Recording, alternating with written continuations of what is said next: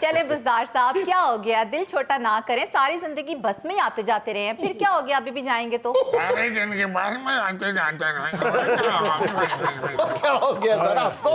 آپ کو تو ایسی بات نہیں کرنی چاہیے، آپ تو ہماری دی بہن ہیں، کیا کرتی ہیں آپ کو کیا پتا کہ بسوں والے کیا سواریوں کے ساتھ کرتے ہیں، اور خاص طور پہ تونسے کی سواری سے میں وزیر اعلیٰ تو ہوں نا، بے شک سابق نال لگ گیا ہے۔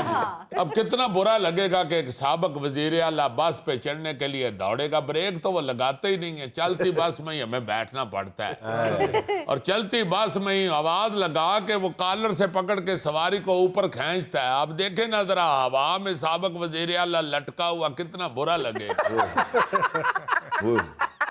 بڑا مشکل ہے جی بس دا سفر، کئی بار میرے کو پیسے لا کے تھلے لا دینے، چلو تو نہیں دیتے۔ بڑا مشکل ہوتا ہے جی، میں تو کئی دفعہ وہ ڈرائیور کے ساتھ گرم ٹاپے پہ بھی بیٹھ کے آیا۔ اور غوری صاحب یقین مانیے کہ لاہور سے میں نے دیسی مرغیوں کے آنڈے خریدے ہیں، جو میں پکڑ کے لفافہ تو اس گرم ٹاپے پہ بیٹھا ہوں، اور اتنا گرم تھا ٹاپا کہ تاؤں سے پہنچتے پہنچتے آنڈیوں میں سے چوچے نکلا۔ کوئی چوچا اڑ کے کسی سواری کی چولی میں گر رہا ہے، کوئی چوچا اڑ کے کسی سواری کے موڈے پہ بیٹھ رہا ہے، سواریاں میرے ساتھ لڑنا شروع ہو گئی، اور کہتے ہو بھائی جتنے بھی لینا ہی اپنا سامان تے سانب۔ وہ تو پاچھے لکھا بھی ہوتا ہے، میرے کنویں سے پانی کوئی نہ بھرے، سواری اپنے سامان کی خود حفاظت کرے۔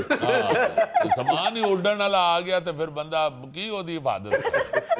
اوپر سے جو بس میں ککڑ دال بیچ رہا تھا، اس نامراد نے اپنا چھابا میری جھولی میں رکھا، کہتا ہے ذرا اس کو پکڑ کے رکھنا، میں پیچھے سے پیسے لے آؤں۔